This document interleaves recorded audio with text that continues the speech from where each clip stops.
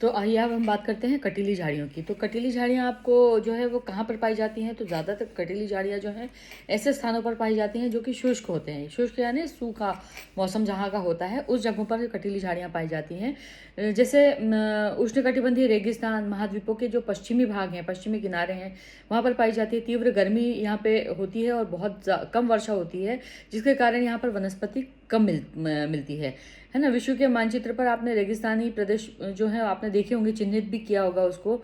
तो आपको मालूम पड़ा होगा कि जहाँ जहाँ पर आपने ये भी नोटिस किया होगा, हमने जलधाराओं के बारे में बात की थी। तो जहाँ जहाँ ठंडी जलधाराएं हैं वो उसके आसपास के प्रदेशों को शुष्क बना देती है।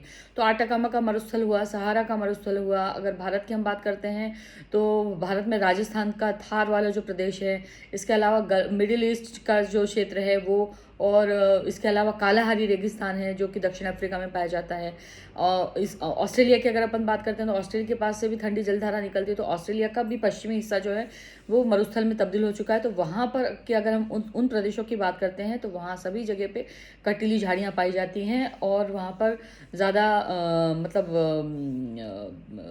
उत्पादन भी नहीं होता, क्योंकि भूमि जो है वो शुष्क हो चुकी है। मिट्टी वहाँ की रेतीली मिट्टी है और इसी वजह से, क्योंकि पेड़ पौधे ना होने से वहाँ पर जो खाद या मृदा बनती है, मृदा की प्रोसेस बहुत कम होती है।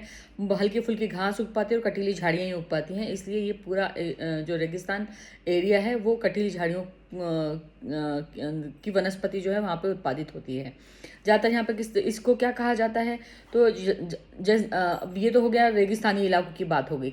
लेकिन अगर अपन हम ध्रुवी प्रदेशों की बात करते हैं तो ध्रुवी प्रदेशों में भी वो वहाँ पर बर्फ जम जाती है, जिसको हम लोग टुंड्रा कहते हैं। तो वहाँ मतलब बहुत ज़्यादा अगर कोई स्थान आवश्यकता से अधिक ठंडा हो जाता है तो वहाँ पर भी प्राकृतिक वनस्पति बहुत ही सीमित मात्रा में मिलती है। यहाँ पर केवल काई, लाइकेन और छोटी सी झाड़ियाँ पाई जाती हैं, है ना। ये और क्यों ऐसा क्यों होता है? क्योंकि यहाँ पे जो ग्रीष्म ऋतु है बहुत ही कम समय के लिए होती है, क्योंकि सूर्य की आपने देखा होगा तिरछी किरणें ध्रुवों की तरफ बहुत कम मात्रा में पहुँच पाती हैं और बहुत कम मात्रा में पहुँचने की वजह से वहाँ पे गर्मी की ऋतु जो है वो बहुत छोटी होती है और ज़्यादा समय तक वहाँ पर बर्फ़ ही जमी रहती है। इस वजह से ज़्यादा कोई वनस्पति वहाँ पर उत्पादित नहीं होती।